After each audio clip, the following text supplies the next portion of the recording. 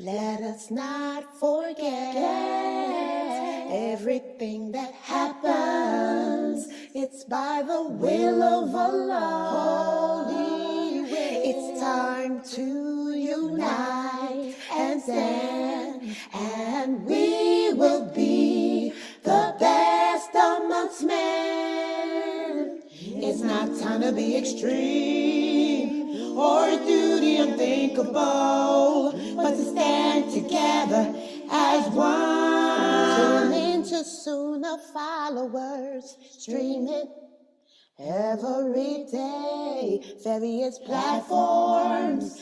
Trust me, you'll find a way. Sunnah followers, most powerful, just my Redeemer, provider. The Prophet Sallallahu Alaihi Wasallam said, anyone who puts to memory the names of Allah can only be guaranteed paradise. But it's not just simple remembrance. It's taking the names of Allah and seeing that He is who He says He is, and then applying it to your heart and showing it through your actions. Join Ustada Layla Nashiba as she takes us through the names and attributes of Allah.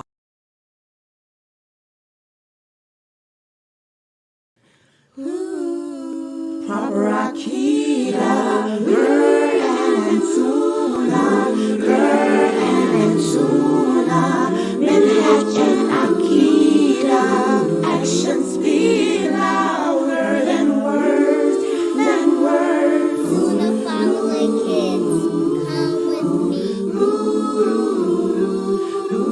Gotta work hard to get to heaven.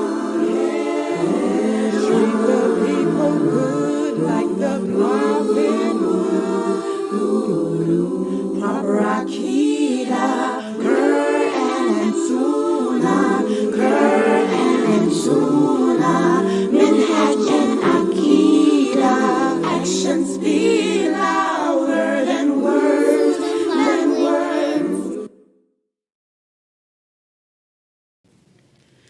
It all begins. Assalamu alaikum. Sunnah Followers, in association with Aris Institute, presents to you an intensive foundation in Islamic studies. We welcome Dr. Ali Shihada, who will be teaching the science of the Quran and the Hadith every Saturday at 11 a.m. Eastern, streaming right here on Sunnah Followers.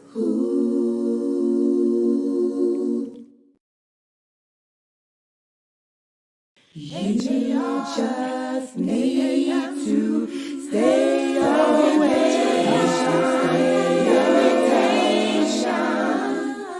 And you just need to stay away. Stay away today. There's a heavy price to pay. Stay away, stay away, stay away.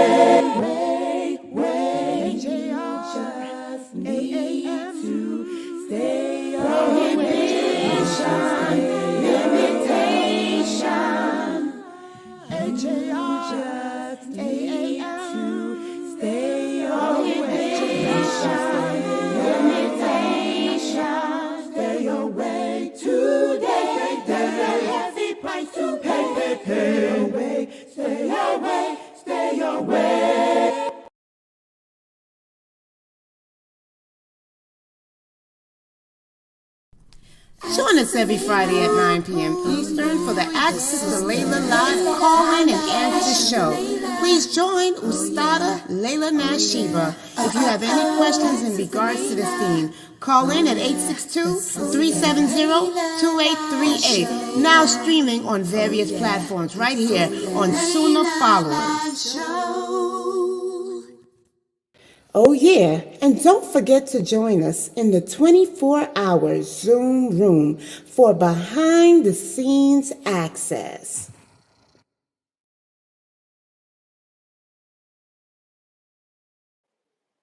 You will make it through.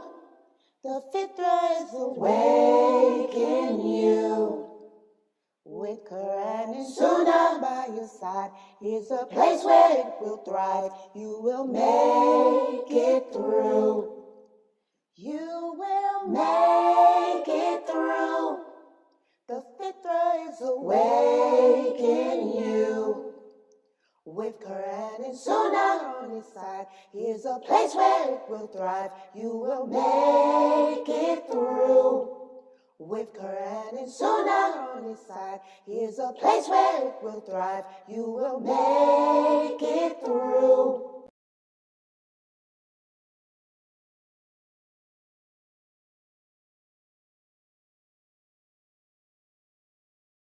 Sorry.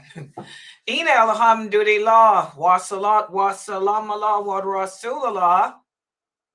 I want to welcome everybody here. Wait a minute, let me cut this so I can't see it.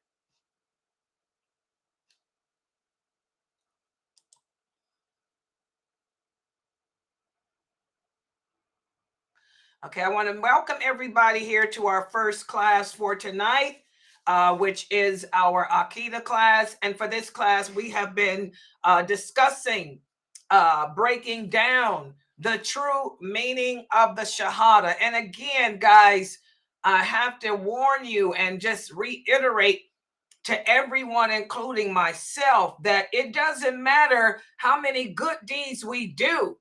If our belief system is not correct, if our belief system is tainted in any fashion, in any way, in any shape, then all of our good deeds are in vain. What does that mean? That means we won't have nothing coming on the day of judgment. We'll be just like the Christians.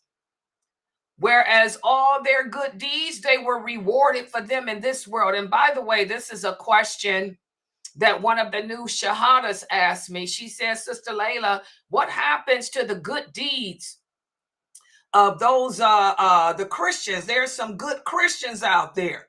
Well, first of all, there's no such thing as a good kafir. All kafirs are bad because they disbelieve in Allah. We have an authentic hadith where the Prophet sallallahu alaihi wasallam said never ever referred to a non-believer with a name of dignity. For example, never say that a non-believer is wise or intelligent or smart or good, because if they were any of that, then they would worship Allah alone. The simple fact that they don't believe in Allah and worship him alone shows that they're not that good, they're not that intelligent. So, for anyone who does not believe in Allah, for whatever good they do in this world, Allah will reward them for that. This world is the paradise for the unbelievers. So maybe because your grandmother was such a nice person, that's why Allah allowed her to live to be 100 years old. And she had a good life. She had a good life. She lived a good life. She had a nice husband, nice cheering, and nice parties and whatnot. And she enjoyed the good things here. That was her reward for all her good deeds. But when she died, she's going to be in hell, in hell, in hell. I mean, that's just how it is. Just like Abu Talib. I'm always going to give you examples from the Prophet and his companions, sallallahu alaihi wasallam. Abu Talib, he supported the Prophet Muhammad, sallallahu alaihi wasallam. He took care of him. He was a nice man. So Allah let him live a good life in this world. He had money. He had all that he needed. He had power. He had prestige. So, he had it all in this world. But in the hereafter, he's going to be in the hellfire. It's just that simple. So that's what happens to the people who do not believe in Allah. in this world. Allah will make this world their paradise. He will reward them for whatever good deeds they do in this world. He will reward them in this world. But once they die, they have nothing coming. That's why we don't make dua. That's why we don't go to non-Muslims' funerals. By the way, a lot of you Muslims got a problem with that. What are you going to these kafir funeral for? You can't pray for them. And we're not supposed to take part in their paganistic rituals. Okay, so this is why we don't go to their funerals. This is why we don't make dua for them when they die, because they have nothing else coming. This world was their paradise. It's our prison. A lot of you sisters, you will call me or text me and message me, and we all have issues. We all have problems. Life is not, this world is nothing, guys. This world is a horrific place for us.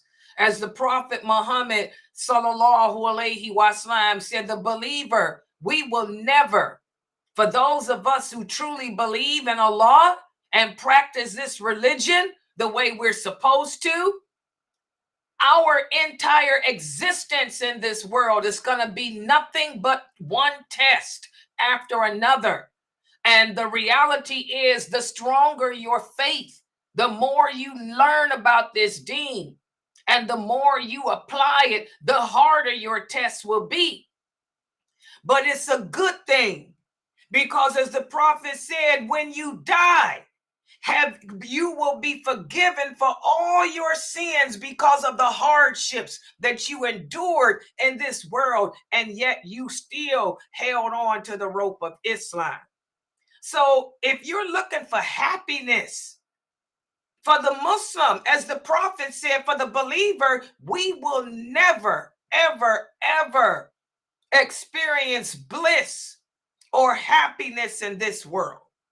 We will never know what it feels like to be truly happy until we cross the bridge into paradise. All we can speak for are instances, just instances of contentment. You was content when you got your high school diploma. That was just a temporary moment of happiness, but it went away in a few seconds. You were happy when you graduated from college. It was short-lived. It only lasted 2 hours and it went away. You were happy when you got married. That only lasted for 1 day and then it went away. You were happy when you found out you were pregnant with your first child. It only lasted for 2 hours and it went away. You were happy when you gave birth to your new child. It lasted for a few hours and it went away. So as Muslims and believers, we will only experience moments of contentment in this world. But to wake up every day and just be on cloud 9, that's not us. Do you sisters understand that? So for the new shahadas, if you're looking, you think that just because you declared La ilaha illallah, Muhammadur Rasulullah, now your life is supposed to change and all good things come to you and you're walking around on cloud 9, running through the clouds. That's not going to happen. You will be tested from the second you declare it until your death. Does everybody understand? And if we handle our trials with dignity and humility and balance and hold on to that rope of Islam, when we die, you will experience happiness when Allah puts you in the form of a green bird and have you flying around his throne with all the other believers and the prophets. That's it. So our happiness ain't going to come into the next life. So that's a reality that you sisters are going to have to face. There's no happiness for us. This world is nothing but sorrow. That's the reality. right before class. You know, since living here in America, I understand that this health and wellness was passed by that fake Blade Obama. He passed this health and wellness thing when he was president. So everybody does this health and wellness check every year. They send a nurse practitioner out, you know, to check on you every year. Okay.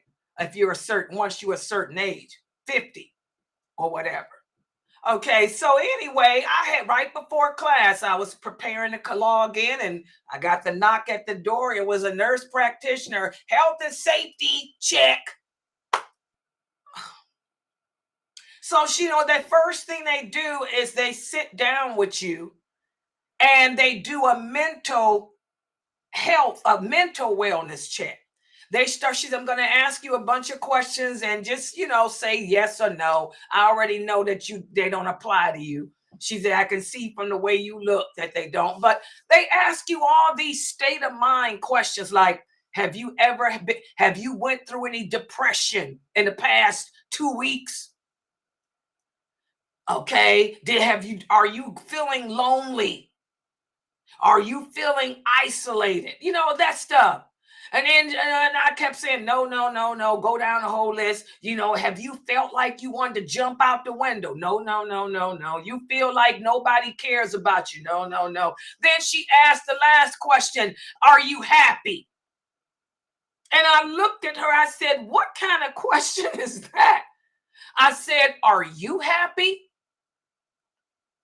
I said, no, I'm not happy. I said, I'll never be happy. I said, because this world is nothing.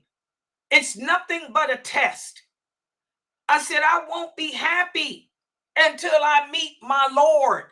I said, I won't be happy until I'm told to enter my garden. I said, but to answer your questions, I'm not depressed. I don't have none of that. I have anxiety, but my anxiety is controlled because I exercise 5 days a week. I said, I maintain my diet. I don't eat. I don't drink. I don't smoke. I told her, and I've been celibate. That's the term I use with the non-Muslims. I've been celibate for the past 25, 30 years. I said, so I'm healthy and I'm in good spirits, but I'll never be happy in this world. And when I answered that question to her, when I answered like that, she said, you know what? I'm not happy either. She said, you're right.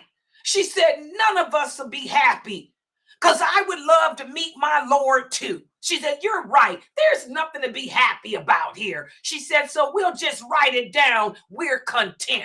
I said there. So I gave the little non-Muslim nurse practitioner some dawah. I said, yeah, we're content. We're content with our existence. I'm content with my existence and my lifestyle. But don't ever ask me, am I happy? I told her, because I don't know what happiness is and won't know it until I meet my Lord. Until I'm standing in the presence and the company of my people, my prophet and his wives, my people, my family. That's what I told her. And she said, you're right. I'm not happy either. You're right. None of us are happy until we are standing with our family. That's what she said. She said, I miss my grandmother. You know, the non-Muslims don't get it. She said, I miss my grandmother. I'll be happy when I see my grandmother again. She don't know I'm talking about the Prophet Muhammad and his wives, sallallahu alaihi wasallam. Okay. So again, I would just want you sisters to understand this world was not meant to be a place of happiness for us. And also I want to remind you sisters, the Prophet sallallahu alaihi wasallam told us, if a person is living each day of his or her life and they have no trials, everything seems to be going your way, that's a sign that Allah does not love you. That's a bad sign. If you know a Muslim who's bragging and boasting about how happy she is and how nothing's ever bad happened to her. Oh, my life has been dandy. I have the perfect children. I have the perfect husband. We live in the perfect house. Oh, I've never been unhappy. I get everything I want materially. Then that's a person who has the curse of Allah on them. The Prophet sallallahu alaihi wasallam said, if Allah does not test you with hardships in this world, it's because he's saving the punishment for you in the grave and the next world. So be careful when you go around these twisted women who like to brag and boast when they really ain't happy. They're miserable as heck, but they want to be jealous of you, and they brag and boast about how everything's good. If that's the truth, they are a person who's cursed by Allah. That means Allah is saving his punishment for them when they in that grave, and that's a bad thing. Because as the prophet said, the believer is tested in this world until when we leave it, we're forgiven for all our sins. So don't fall for those okie doke women. Okay? So I hope I answered that question for you, Sister Sandra. And that question was from Sister Sandra. So that's what happens to the so-called good kafirs. This is their paradise. Allah will give them a long life and give them all the material things they seek in this world. But they have nothing, absolutely nothing coming in the hereafter. Okay? All right. Okay, so we've been discussing how in order to make the journey back to Allah successful, we have to maintain the proper belief system. And our belief system is based on declaring that we believe in and worship only Allah, that only Allah is worthy of worship, and that the Prophet Muhammad sallallahu alaihi wasallam is the example for all mankind. And he was sent as a mercy to us, as a guide to us, how to get close to Allah and have a good ending. As the Prophet Muhammad sallallahu alaihi wasallam said, whatever brings you close to Allah, I have told you of it. And whatever takes you away from Allah, I have warned you of it. So the Prophet Muhammad completed his mission. Does everybody understand that? Okay? So when we declare Muhammad Dor Rasulullah, that's what we're declaring. That we follow the example sent by the Prophet Muhammad sallallahu alaihi wasallam. He's told us everything we need to know that'll take us to paradise, and he's warned us of everything that will take us to hell. And we're also declaring that we believe and follow what the Prophet Muhammad commanded us to believe and follow. And we believe in all of Allah's laws, his rules, his books, his angels, his prophets, the day of judgment, and everything that Allah told us to believe in. And we're also saying that we pledge our allegiance as Muslims to Allah, to the Prophet, to the religion of Islam and its followers. That's it. That's the Shahada. That's the meaning in a nutshell of that Shahada. And in order to get back to Allah, it's important for us to surround ourselves with people who think like us, people who believe like us, people who live like us. That's why it's important for us to establish Muslim communities within our environments. As the Prophet Muhammad sallallahu alaihi wasallam said, the biggest weapon, the greatest weapon that we have against shaitan is each other. And that's why whenever two or more Muslims come into the same town or same village to live, they have to establish congregational prayer. They have to establish a Muslim community where they can meet, pray together, interact together, enjoying what's good and forbid what's evil. And that's what we're speaking about now in this wonderful book written by Sheikh Kareem Abu Zaid. It's all about having allegiance to this religion and to each other. It's all about helping each other, supporting each other in a nice way to get back to Allah, to have a good ending. That doesn't mean that we go around criticizing each other. You know, another sister contacted me today and she told me, oh yeah, I've been busy. Y'all can see I look tired. Since I've been going to sleep at night and waking up early, that's all I do is get phone calls, and I've been drinking coffee like crazy. I've had about 4 cups of coffee today, 4 Starbucks, you know, and I got 2 more that the twins sent me. I'm getting ready to hit. Yeah. So like this one sister was saying, you know, she went every time she goes to the mosque. She said, Sister Layla, I went to the Juma prayer today just to be around Muslims, you know, just to hang out with the sisters. She said, and subhanAllah, as usual, when I walked into the mosque, a woman ran up to me and told me that I can't pray. And because I had on fingernail polish. I said, here we go again. You know, that's not enjoining good and forbidding evil. Always attacking women, attacking your sisters in Islam. First of all, who said a woman can't pray and with her fingernail polish on? Where's the dalil? Where's the evidence? Only Allah can make that call. Only the Prophet Muhammad can make that call. Not you, not your imam, not no sheikh, not no mufti. Who said that? You know, we have to be careful when we go about enjoining the good. The Prophet Muhammad sallallahu alaihi wasallam told us there's a sequence we have to follow. And the first thing he said is before you open your mouth to enjoin or forbid anything, investigate to make sure you know what you're talking about.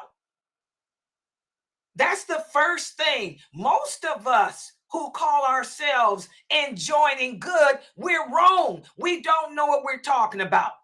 Just like the brother yesterday, he went to the mosque and some idiot tells him that the Prophet Muhammad made a woman drink his urine.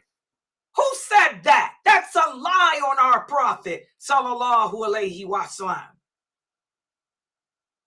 So I guess the man's insinuating that you can make your wife drink your urine. I don't even know the purpose of something sick like that. You know, we have to know what we're talking about, people. We have to know what we're talking about. But like the prophet said, before you open your mouth, assure you that whatever you're going to say out of it is correct.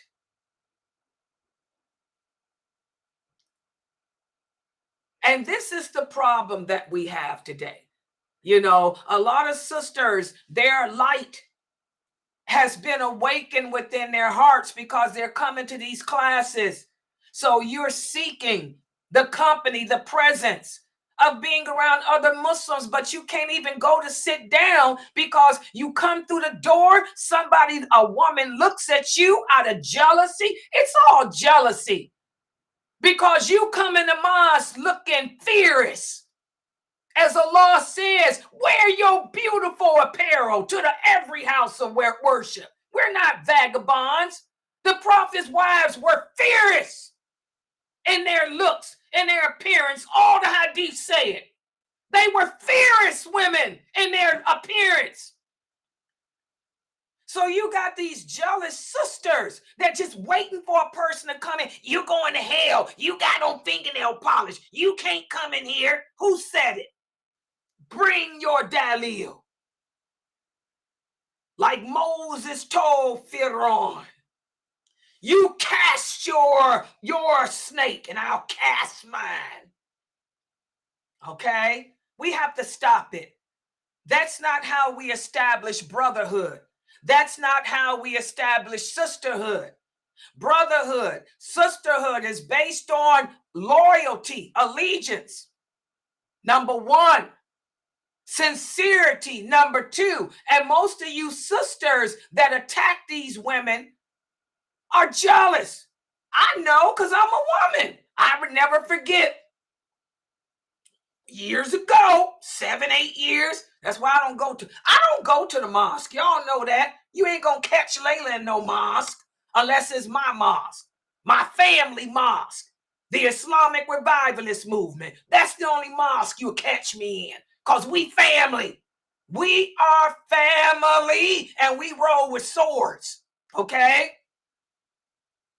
But I'll never forget, I went to a mosque when I was married. Oh yeah, I was married a few times. When I was married to the old man, we went to a mosque in Columbus, Ohio. Oh yeah, the old man was doing a lecture, and I came as his wife, and I had my Louis Vuitton. You know me, I'm not no low maintenance woman. I look just like I look now, dressed, in a little nice little $10 abaya, but the abaya looks nice. A little $10 hijab, but the hijab looks nice. And I had my black and gold Louis Vuitton. Oh, yeah. Walked in the mosque, she'd never forget it. The women didn't know who I was. These women ran up to me and told me, Astaghfirullah, this is extravagance. I said, excuse me? You got a Louis Vuitton bag. That's extravagance. That's haram. I looked at my purse. I said, what's haram about this bag? It's too much money. That's a $4,000 or $5,000 purse. I said, excuse me, do you know me? Do you know my social status? Do you know how much money I make?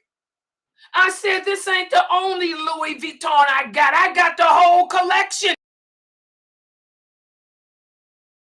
My computer bag is a $10,000 that I can't afford $4,000. I make $4,000 in 2 weeks. I said, you sisters need to back up. Y'all need to back up. I said, back up with that jealousy, man. I said, go look up the definition of the word extravagance. Extravagance is to live above and beyond your means. I said, $4,000, I make that in 2 weeks. All I got to do is 2 days overtime, and I can go buy me 2, 3, 4 Louis Vuittons. So that just shows how women are. And then they said, oh, she's going to hell. They ran to my husband. Oh, yeah.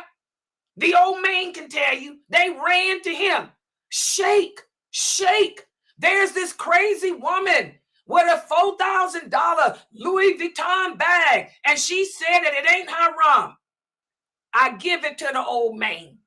The old man looked and said, I presume you talking about my wife. He said, and what's wrong with her $4,000 bag? They shut up then. They left then. Oh, they didn't give him no lip. They left. But that's how women are. They're jealous.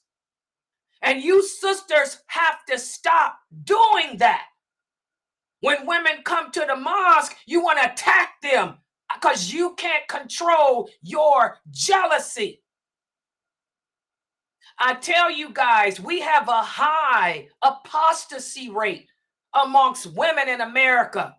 They say that 1 out of every 10 Americans is Muslim, And the majority of the people that convert to Islam are women. But the reality is a lot of those women apostate because we run them away. We run them away with that fanaticalism, that stupidity, that jealousy. Women are vicious creatures. Women are vicious creatures.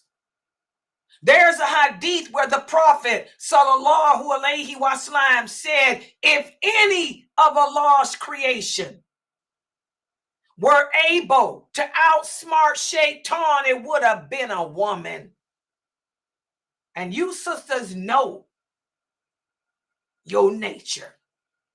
So we have to stop being so harsh and so ignorant with each other. That's not how we establish brotherhood. You don't establish brotherhood by waiting for Muslims to come through the door of the mosque and then you attack. We're supposed to have sincerity, loyalty, compassion towards each other. We're supposed to think before we speak.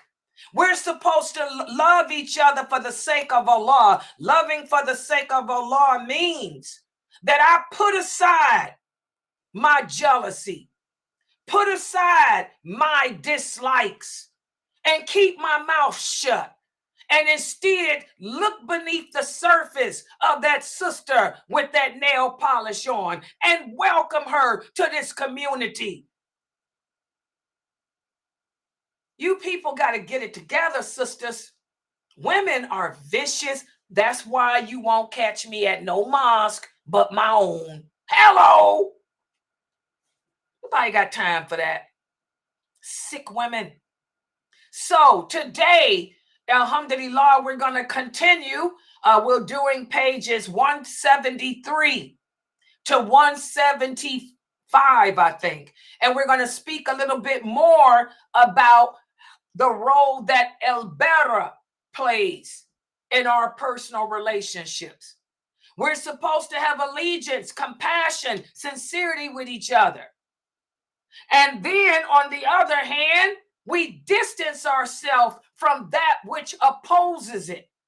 And what am I talking about? Does that mean because Sandra went to the mosque today and she had on fingernail polish, does that mean that all the women in the mosque supposed to curse her out, back away from her, and not talk to her? No. No. We're talking about argumentation. We're talking about what does Wal Bara mean? It means what Sandra did. When the women attacked her, she listened, she smiled, she said thank you, and she just walked away from the argument. She didn't open her mouth. She didn't argue. She made dua. She said, oh Allah, guide them to Layla Nashiba. That's what she said. She said she made dua and said, oh Allah, guide the women in this mosque to Layla Nashiba's classes so they can learn the lawful and the unlawful. And she just ignored them. So let's put the PowerPoint up on the screen and see how the role that Wal Bara or distancing plays in our personal relationships. Let me put it up here. Yeah, I had to prepare my class today, and when Sandra called me with that, alhamdulillah, I said I'll use her as the example for today's class. Okay, let me share the screen. Hold on, let me start with the Zoom people. Share. And by the way, I hope there's somebody to keep their eye on the Zoom room. Fame sent me a message telling me that she might not be available. So please, I made a couple people moderators. I think Yasmin is in there, and I hope Awa. Yes, I'm here. Okay, good. Yasmin got in. Also, any questions that people might have at the end of the class, read them for me too, baby. Yeah, so y'all got Yasmin in there. Okay, so, oh, did I share, y'all? I didn't share it. Oh, I'm sorry. See, I can't do it. I'm sorry. Okay, there it is. And now for the people on YouTube, y'all see I'm doing three things. Hold on. Yeah, the sister here on YouTube said, Layla, I love this. Yes, alhamdulillah. MashaAllah, I have to keep it real, guys.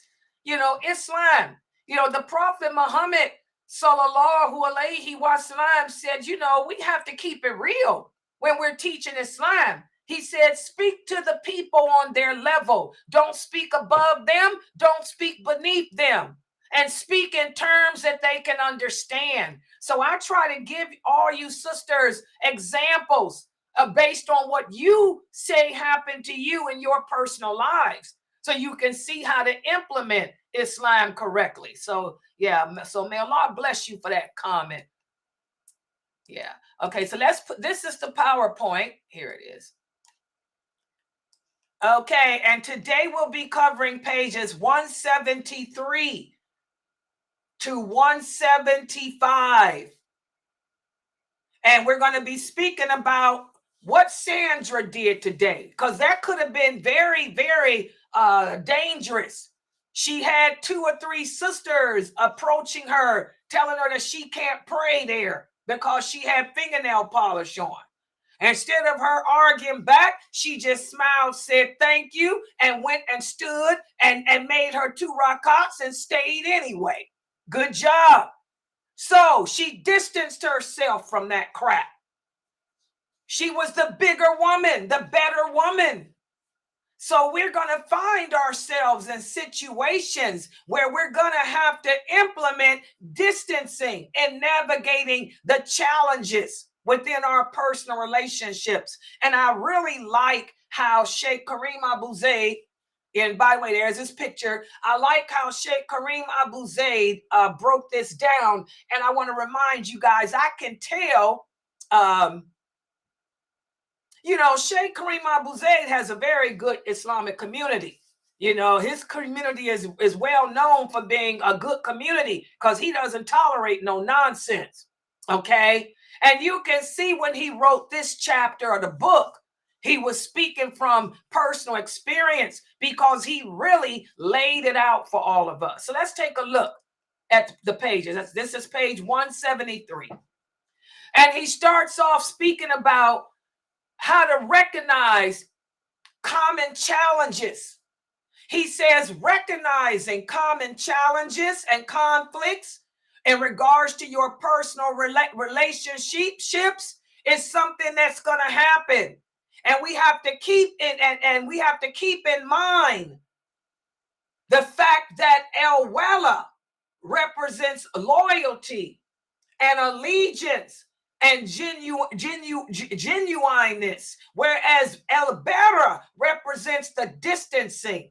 And that's what we're going to speak about today, because you're going to come upon people in the community that will have different opinions and different perspectives in regards to life and this religion. For example, like what happened today at the Juma prayer with Sister Sandra, one of our new converts.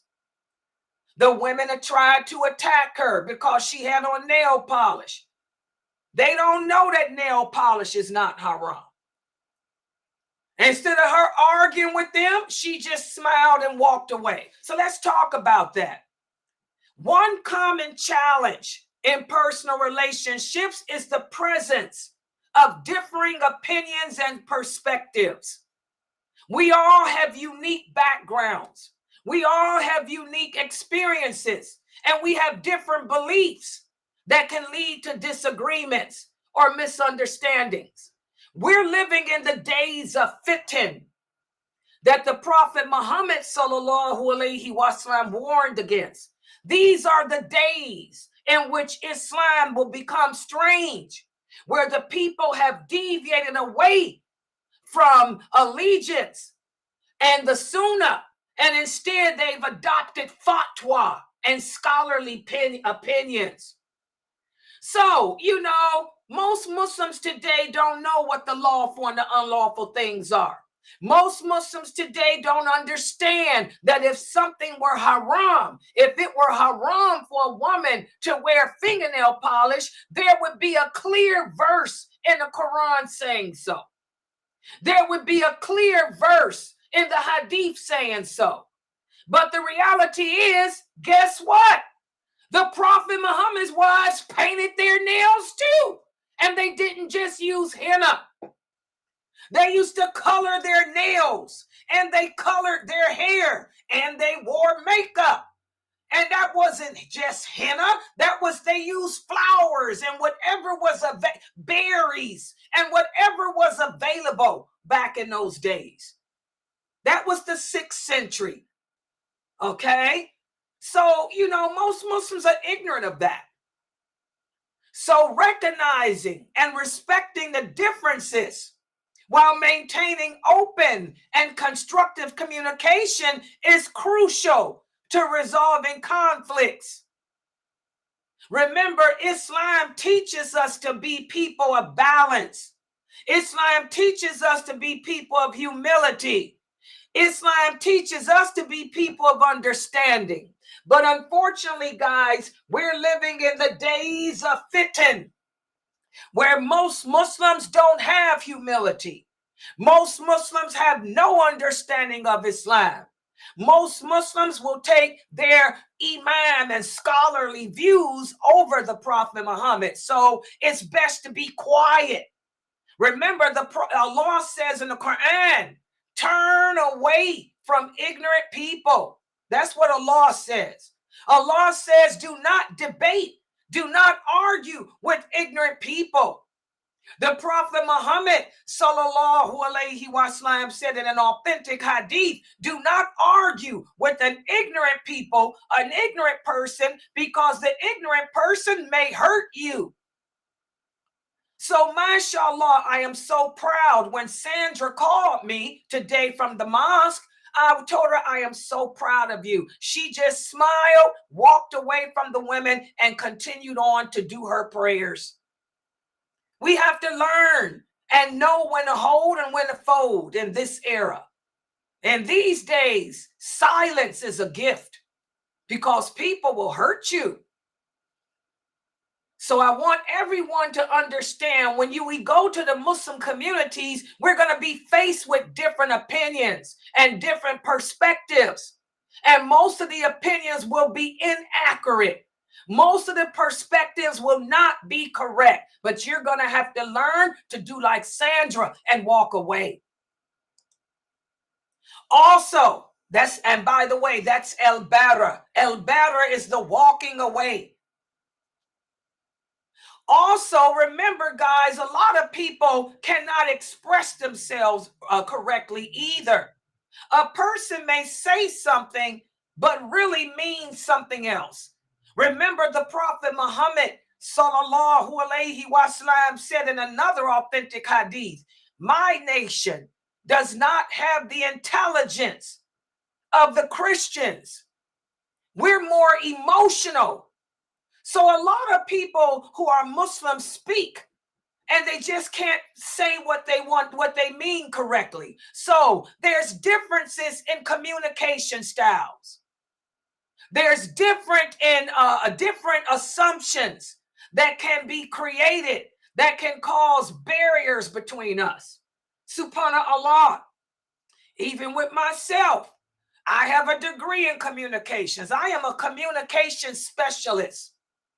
That's my specialty. But subhanallah, my English dialect, I speak grassroots American English. Grassroots American English on purpose, so I can break down this religion to the lowest common denominator. But a lot of people don't like to hear my accent. The women in Europe, they can't stand it. They're like, oh my God, she's so harsh. Different dialect. The American dialect is the harshest one anyway. Okay?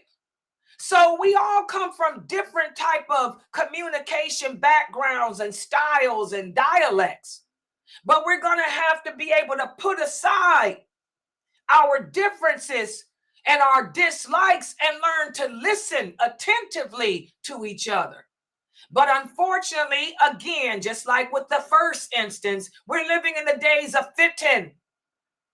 As the prophet said, each generation of Muslims will become worse than the previous ones, and they'll become further and further and further away from my example and the example of my companions. They'll hate each other. They'll fight each other. They'll kill each other. So even in these type of situations, you're going to have to do distancing. You're going to have to learn to walk away.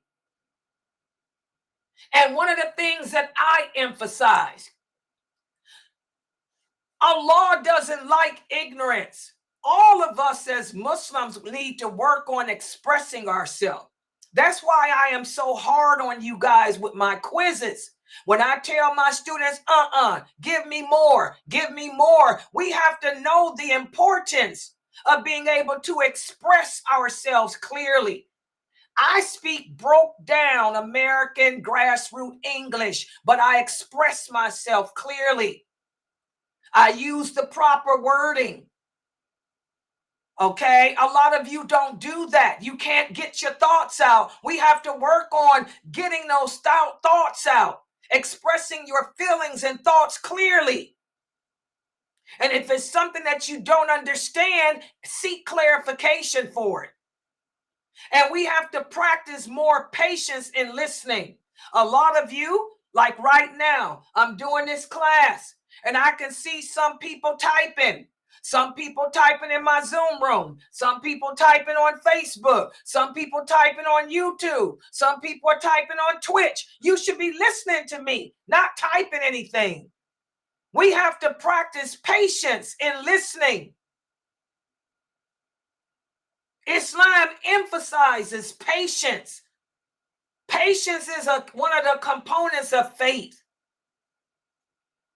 And we have to learn to seek common ground when we communicate with each other. Now, I do want to emphasize something here. For Muslim women, I've been trying to emphasize this. When you sisters are speaking publicly, you are not, I repeat, you are not, I repeat, it's forbidden, haram, I repeat, for you sisters to make your voices soft and Marilyn Monroe-ish and Nicki Minaj-ish. Allah commands the believing woman that when we speak publicly, you have to make your voice loud and make your voice firm and intimidating and serious like mine is. The way I am speaking, I am a public speaker. I was trained in school. I have a degree in communications. I went to school. I was going to be a journalist. What journalist have you ever come upon a female journalist who doesn't speak loud? No, you will never get a job as a journalist, as a woman, if your voice is not like mine. And I took those classes on purpose because I'm a da'iyah. I learned how to make my voice loud and strong and shake your heart like Barbara Walters can. Hello, one of the best female journalists. Okay? So you Muslim women have to make your voices loud publicly, like mine. Allah says, oh, you women who believe, do not soften your voices when you speak publicly. That's in the Quran. So stop making fun of my voice. I'm obeying my Lord. This is the way Aisha spoke. This is the way Khadijah spoke. This is the way Salama spoke. This is the way all the Prophet's wives spoke and the female companions publicly. Now in home with my children, do you think I speak this way with them? No. Would I speak this way with a husband? No. But when I'm on this internet, my voice will be the Barbara Wawa voice. The voice of a CNN journalist. Because Allah commands the believing woman to make her voice loud, strong, and intimidating when she speaks publicly. It's for your protection, sisters. All right? Let's look at some more challenges.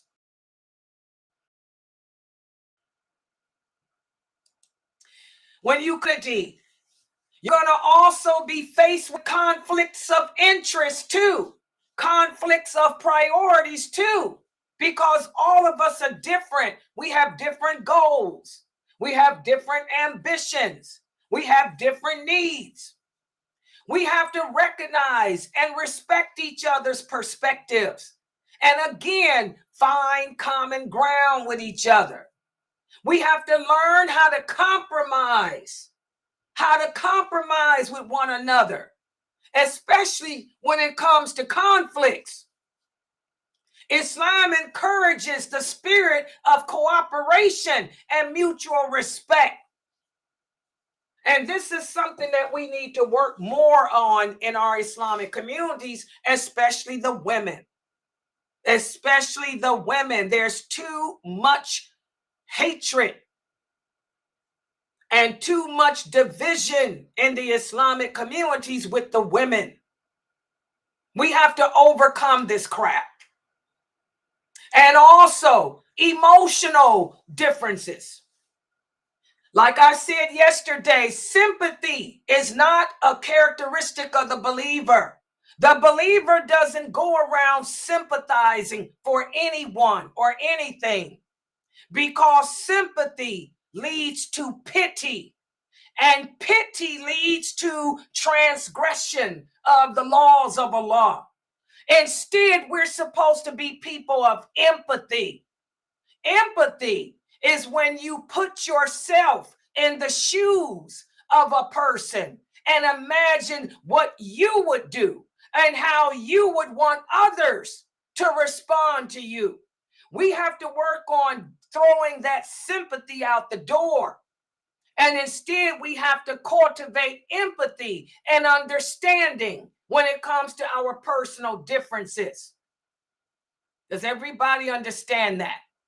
I'll never forget back in the early 2000s. I would say in 2009, that's when I had the MySpace women. Y'all remember MySpace? I had a lot of sisters who were coming here to learn from me from the social platform then known as MySpace. And a lot of those women were Muslim because they married Arabic men. These women were really Christians, but they converted to Islam because their husbands had come from Morocco mostly, and told them to convert to Islam. But these women didn't understand Islam. They didn't even believe in it, many of them. So they would come to my classes and they would ask me the most weirdest questions. And because my answers were not what they were expecting, they got angry. And then the other women would feel sorry for them. I feel sorry. That sister came to Sister Layla, and she asked Sister Layla, is it okay that she wears a necklace around her neck that has her mother's ashes in it? I'll never forget it. That's an example. This one sister lived in Texas. She was from Dallas, Texas. Went to the Islamic Center of Irving, Texas. I'll never forget it. This sister had converted to Islam, but she wasn't practicing. She didn't wear hijab, didn't pray, but she was Muslim in name because her husband was from Morocco. And she told me, she came in here, she said, Sister Layla, my husband told me that I need to throw my necklace away. Is it haram for me to have a necklace? I said, we can wear necklaces. I said, what kind of necklace you got? She said, it's a necklace with my dead mother's ashes in it. She said, when my mother died, we had her cremated, and I put the ashes in my necklace. He wants me to throw it away. I can't throw it away because this is throwing away my mother. And I told her, I said, astaghfirullah, sister, you can't do that. I said, that's a form of shirk. That's a form of associating partners with Allah. She got mad. I'm not associating partners with the Lord. She said, it's my mother. I'm not throwing my mother's necklace away. And then she left my class. And then she called all the other sisters. Layla Nashiba told me to throw my necklace away. And they all felt sorry for her. And what did they do? They went to the mosque and started slandering me. I'll never forget it. My name was buzzing all through Arlington Mosque, the whole Dallas, Texas area. Oh, Layla's mean. She's cruel. She hurts women's feelings. That's what sympathy does. And these people didn't even know the real story. They didn't know that the woman was wearing a necklace with her mother's ashes around her neck because she said she was holding on to a piece of her mother. But all those masjids in the Dallas, Fort Worth area, they slandered me so bad because they felt sorry for this woman. That's what sympathy does. Sympathy prevents us from investigating the facts. Sympathy causes us to pity someone, and we end up transgressing the limits of Allah. We have to stop that as Muslims. Throw that sympathy out the door and become people of empathy. Empathy leads to patience. Empathy leads to justice. Empathy leads to understanding that can help alleviate the tensions, the problems, and promote a truly good Islamic environment. If those imams in the Dallas-Fort Worth area had investigated like Allah commands them to do. Allah says when somebody comes to you saying bad things about another person, you're supposed to investigate. Those imams didn't investigate. The imams in Irving, the imams in Arlington, they didn't investigate. They just said Layla's a horrible person because she hurt this sister's feelings, and everybody stopped going to her website. That's when the whole campaign began to boycott Sunnah followers, all because of some woman who didn't like my answer and other people felt sorry for her. Y'all see that? Sympathy is a horrific thing. Okay? We have to understand that tensions can emerge within a Muslim community for different reasons. For example, cultural, social, or even family expectations can create individual tensions and conflicts. We have to recognize these external factors and find ways as a community to navigate through them without deviating away from the laws that Allah made, without deviating away from the Islamic understanding that those companions had. We have to learn to put Islam first and Islamic morality first, and then seek reconciliation and understanding in regards to conflicts. And that's the problem in a lot of these communities. We don't make the Quran and the Sunnah and the companions of the Prophet, sallallahu alaihi wasallam, our examples and our ways of guidance. And only until we make those things our ways of guidance can we approach conflicts with wisdom and understanding. Just like had those imams called me on the phone and asked me, Layla, what happened? And allowed me to tell them why that sister was upset. It would have never gotten to where it went. Remember, guys, Islam teaches the importance of peace and respect for each other.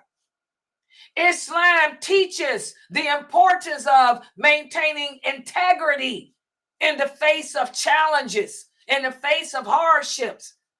A lot of us cannot handle our personal problems. Are you surprised? We can't even handle our own interpersonal relationships with each other. Okay? So I'm going to stop right here for today. I'm going to stop right here for today. Tomorrow, We're going to talk about harmful behaviors and how we have to uphold our values through distancing. Okay, so I want you guys to continue with this chapter and go all the way to the end, because we're going to talk about how to handle the bad behaviors like slander, like backbiting. Okay? How to handle the behavior where another Muslim approaches you and wants to fight you even. Because as you guys know, nowadays the masajids get violent. You guys saw what happened at the Eid prayer. One of the mosques, I was having their Eid prayer. Y'all saw what happened. You know, people get violent. Like the prophet said, don't argue. Don't argue with an ignorant person, because the ignorant person will hurt you. He also said, don't argue with an intelligent person, because you'll make the intelligent person hate you. Oh my God. Hate is a component of faith. There's a lot of Muslims out there that I personally hate for the sake of Allah. We're going to talk about that tomorrow too, because some of these behaviors can lead to other Muslims hating you for the sake of Allah, and that is legal in Islam. The Prophet hated people too for the sake of Allah, and we're going to talk about what that means tomorrow. So I'm going to stop right here. Subhanakallahumma wa bihamdika ashhadu an la ilaha illa anta astaghfiruka wa atubu ilaik. Are there any questions or comments? Any questions or comments? I don't see any questions on YouTube or Facebook, but in the Zoom room, Sister Fatima wants to know, related to the happy people in dunya, are you talking about what is called in Arabic something like when Allah makes the good more and more, and by this they go only further astray? There's nothing in Arabic. What do you mean something in Arabic? Speak in English. Something called, she said, istidraj. Speak in English. You're not Arabic. It means exactly what I said. Allah says anyone who is experienced, this is plain English, not Arabic. Allah says anyone who lives a life of good in this world, never experiencing any pain, any suffering, everything is hunky-dory. That's a sign of my hatred, because I'm holding my punishment for them when they're in the grave. That's a hadith. So what is she asking? She said she's referring to the Surah, Ayah 44, Surah Al-Na'am. What I'm going to encourage you sisters to do is don't do that. This is something that a lot of Muslims do. They come and they'll learn the religion, and they'll learn something and then try to put it to a verse of the Quran. Don't do that. This is what leads a lot of people astray. This can lead to misinterpreting the words of the Quran. I'm speaking in plain, simple English, and it means exactly what I'm saying. And these are all authentic hadiths that mean what they say. Don't take what I'm saying and then go read a verse of the Quran where Allah may say, "Oh, you who believe, don't stomp your feet in public." And now you're going to say, well, that means I can't wear high heel shoes because I'm talking about high heel shoes. You get what I'm saying, Sister Fatima? Don't do that. Don't do that. Don't do that. This religion is easy. The Prophet Muhammad said, don't make it hard on yourself. So I want you guys to take my teachings for what they are. Don't take what I'm teaching and go open up the Quran and go read a surah and say, well, I'm going to twist that around to mean this. You guys understand that? So because I really don't understand her question, to be honest. I don't know what she's talking about. I mean, my English is clear. So what does that have to do with the Quran? But give me the verse. I'll look at the verse you're talking about and I can tell you what the verse means. But that's not what I'm talking about. But what is the verse? Put that verse up on the screen, somebody, a screen share. But I didn't put the verse. I don't want y'all to do that, though. That's not the way to learn this religion.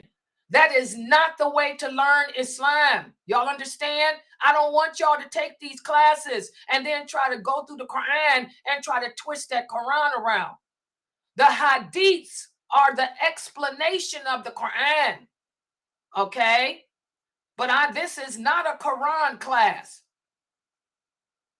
This is a class on the meaning of the Shahada. So I don't want y'all to do that. None of you.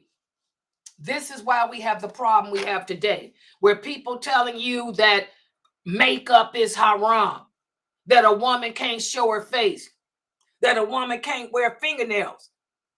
People are doing that because they're taking hadiths and twisting them around to try to make them apply to verses of the Quran that they don't apply to. So I don't want y'all doing that. So what is, let me see what her question is. Give me a second, guys, to look on Zoom, because I don't understand why she did that.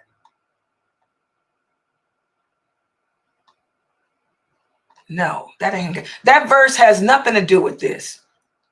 Wait, let me see. And Dunya, are you talking about happy people in Dunya? Are you talking about what is called? I'm not. No. That verse has nothing to do with this, Sister Fatima. That verse of where Allah is talking about how Allah brings good to us. And instead, that verse is talking about ingratitude, how Allah sends good to us. And instead of us thanking him for the good, we take him for granted and we become further and further and further away from belief in him. You understand, Fatima? That verse has nothing to do with this topic. That's an example.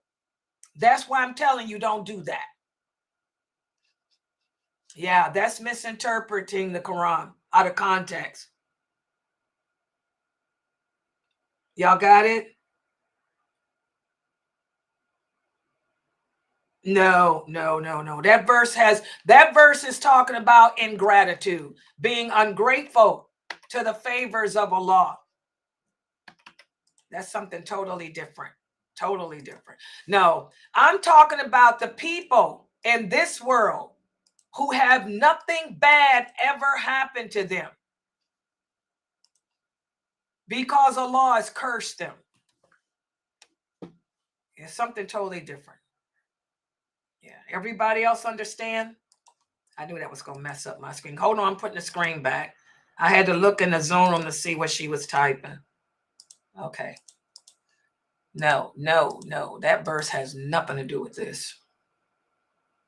Okay, any other questions? Ingratitude? No. But do you sisters, because I want to make sure the new shahadas understand that. When you guys go to the masjid and those jealous women start boasting and bragging about how good their lives are. Oh, I have the perfect children. Oh, I have the perfect husband. Oh, Allah seems to give me everything I want. That's a sign that Allah is angry with you. That's a sign that Allah doesn't like you. As the Prophet ﷺ said, that means Allah is saving his punishment for you when you in that grave. Everybody understand that? That has nothing to do with that verse she's talking about. She's talking about ingratitude. Everybody else got it? Is anybody in the Zoom room, the new Shahadas? Can somebody talk? Mina, is Mina here? Geechee, did I break it down for the Sandra and them? Yeah, you really did. I mean, do they understand? You understand what I'm saying about that? Yes, I do. Because that's what women do. They boast and brag. If their life is all that good, that means Allah is angry with them, sisters. Don't fall for that crap. Okay, here's Brother Ahmad. Well, go ahead. Somebody else, go ahead. I want to make sure that's understood. And also, on the other hand, when a person talks that way, they're miserable. Yeah, they don't realize it, but they're miserable. They're not happy. They're miserable. They're trying to convince themselves that they are, as though everything's hunky-dory, but it is not. Yeah, don't fall for that. Don't fall for that, new Shahadas. Those women are jealous and they're unhappy because ain't nobody, that's a bad sign, not no good one. Yeah. On that, I want to ask you, not asking, but like, okay, I used to be worried about that, like, and that hadith that you said, like, when somebody's having everything good in life, everything is good, like, you should be worried. So the way I took it, like, all my life is that even when I look at my closet and there is a lot of clothes, I start getting, like, I get scared saying, okay, a test is coming. Every time goods happen. No, it doesn't mean that either. No, that's why I'm glad. It doesn't mean that either. It means you have no tests, no hardships. Whatsoever. I have a good life too, materially. But did your mother die? Did your grandson get shot? Or did you get turned down from a job? Did your children disappoint you? Did you get a divorce? It's talking about hardships. It's not talking about material assets. And that's, I think, the question that Fatima is asking too.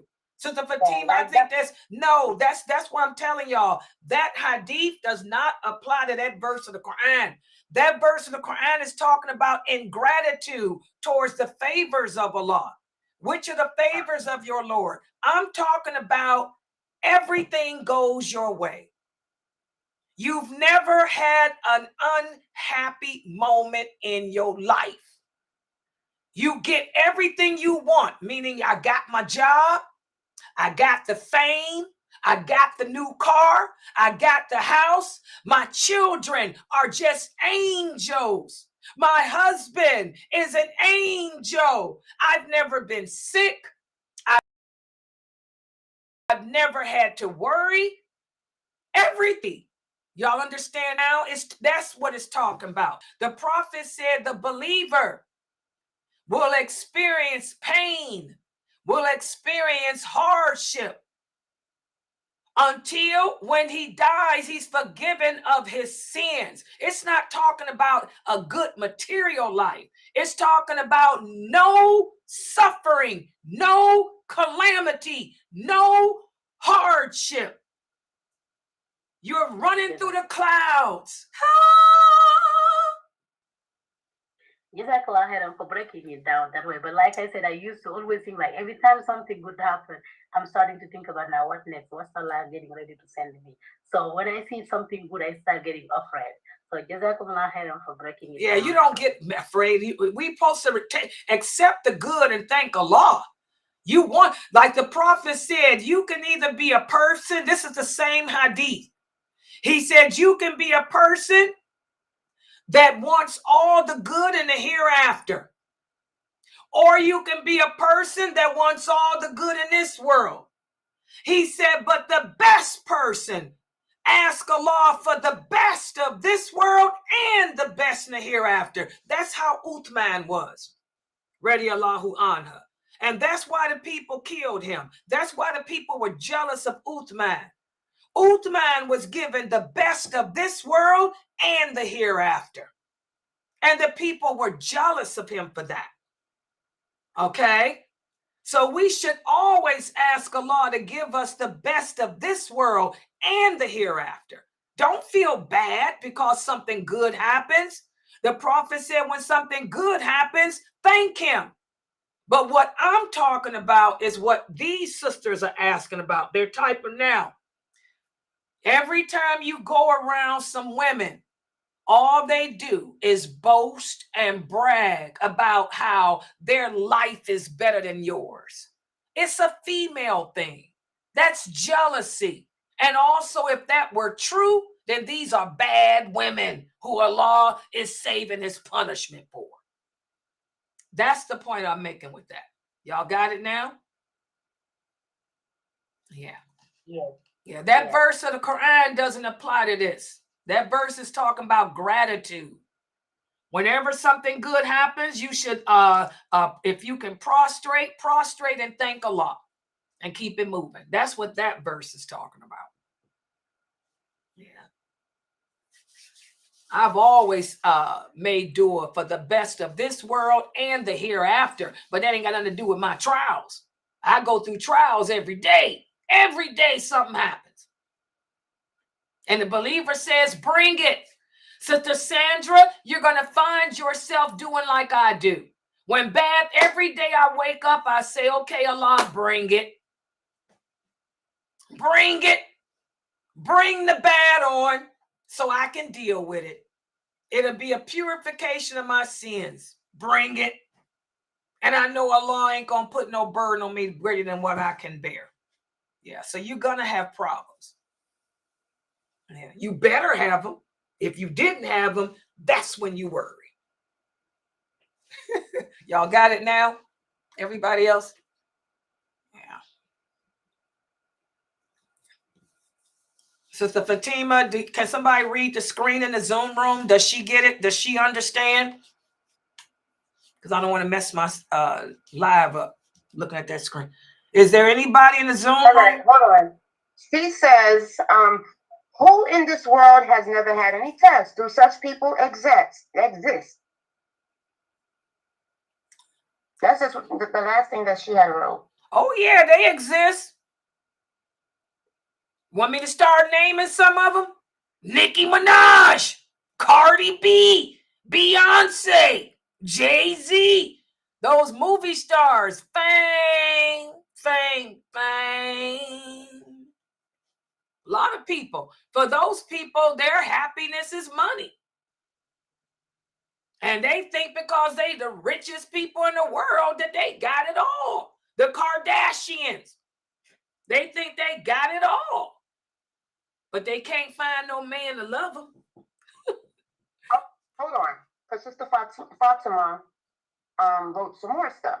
She says, maybe she speaks about those who may have all care in dunya but nothing in the akhirah.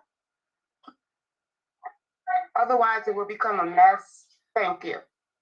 I don't understand a word you're saying. That's what she wrote. She said, I'm going to repeat it again. Or maybe she speaks about those who may have all K-H-A-Y-A. I think that's care in dunya, but nothing in the akhirah. I don't know. Sister Fatima, I think you on a different page. You're still stuck on that verse of the Quran that doesn't apply to this. I am not speaking about that. Ask her where's she from? Hold on. She says care means good. Where are you from, Fatima? She's from Germany, right? Yes, that's the one from Germany. She's from Germany. It's a language problem with her. You say khair mean good. I know what care means. Tell her I speak Arabic too, but where is she from? Because I think she's from Germany. Her English ain't good because she doesn't get the hadith I'm talking about. Ask her where she from. Does she speak good? Is English her language? That's what I'm asking. Well, she said right now she's fixing her mic. She told us to stop reading. Your accent's too strong. I don't understand what you said either. She told us to stop reading. She said for us to stop reading. She's going to try to organize her mic. Yeah. Yeah, she's from Germany, so I think she's lost in the English. Anyway, let's look and see what else I got on here. Brother Emma said, I was getting depressed yesterday because I went to recovery fast as possible. I want to fast my Ramadan days. Brother Emma, you fall in the category of paying a ransom. Didn't I tell you that? You Muslims got to start waking up. Brother Ahmad, you have hepatitis. You pay the ransom for those days you couldn't fast. Hepatitis is a chronic sickness. Do you think you can fast Ramadan with hepatitis? Are you crazy? You pay the ransom, Brother Ahmad. I told you that. What's wrong? Did it mess up your head? You pay the money, Brother Ahmad. You have hepatitis. Hepatitis is a chronic illness that gets worse, not better. You could die from it. So pay the money for those days you could not fast. I told you that. Good Lord, y'all.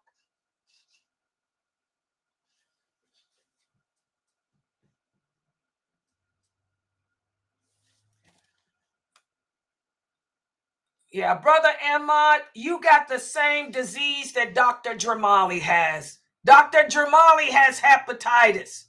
That's the same disease he has. Pay the ransom. And it's contagious too. Your chances of marriage are slim right now until you get it under control. You can forget about marriage till you get it under control. It's contagious.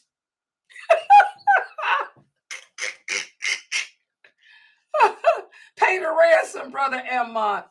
Other than that, how do you feel, Brother Ahmad? Do you feel better? And how's your sister? That's how y'all caught it, because it's contagious. That's why your sister had it too. How do you feel now, Brother Ahmad? Are you better? Is it they give you the medicine to treat it?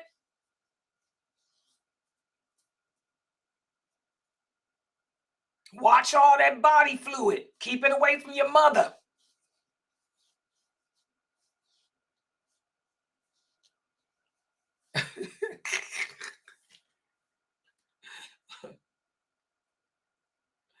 SubhanAllah. Yeah, y'all keep making dua for Brother Ahmad. He's been sick with this hepatitis since Ramadan. Y'all know how they can treat it now, hepatitis, if his liver ain't getting worse. You know, that's why Dr. Jamali had the liver transplant. Remember, Ahmad? Dr. Jamali had the liver transplant because of his hepatitis. You think you're going to make those days of fasting up? Are you crazy? Yeah.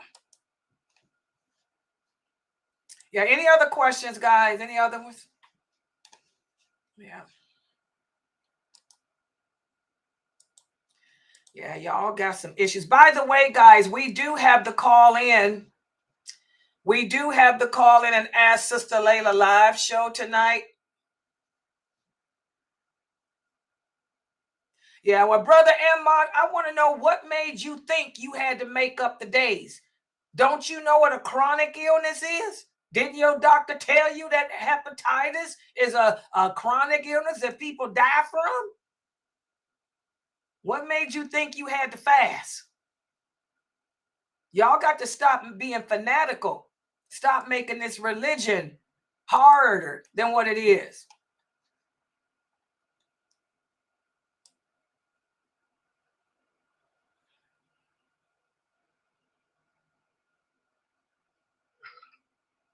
Hey, Sister Layla, I have a quick question. Yeah, go ahead. If you know somebody who couldn't fast and everything and they fall into the ransom category, but they don't have the means to pay that ransom, can you pay it for them? Of course, that's charity. That's a good thing to do. That's charity. Yeah, pay it for them. That's some good deeds, guys. Okay, Sister Layla, I'm about to send you a text message. This is Sister Shamika. Lord have mercy. Yeah. Okay, guys. Yeah, so don't forget we have the, I'm playing with this screen. We have the Q&A show tonight at 9 Eastern Standard Time, which is in another hour or so. Yeah, I'm playing with this Zoom. Yeah, this is, wow, check it out, y'all. Let's see. My little waterfall thing won't show up in the back, though. Oh, in my little thing there. Yeah, so anyway, guys, I'm gonna log out. Brother Emma, don't you know, just take your pay the ransom for that. Yeah. So are they giving you by the way, Brother Emma, don't worry about paying your ransom. Somebody is paying the ransom for you. Brother Emma, can you hear me? We got a person that's just volunteered to pay your ransom for you. So don't worry about it. You ain't got to make up your days and you'll still get the reward of fasting. Okay? All right. So your ransom is being paid now as we speak. So I want you to concentrate on getting back up in these classes. What's wrong? You can't stay in the classes no more? What's going on with you with that?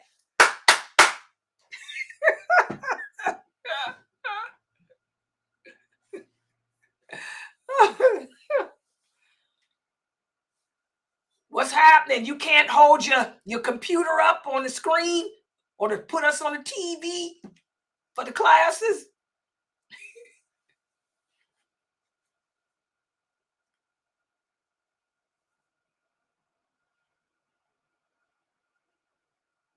Yeah. Yeah. How's your sister doing too? Is she better?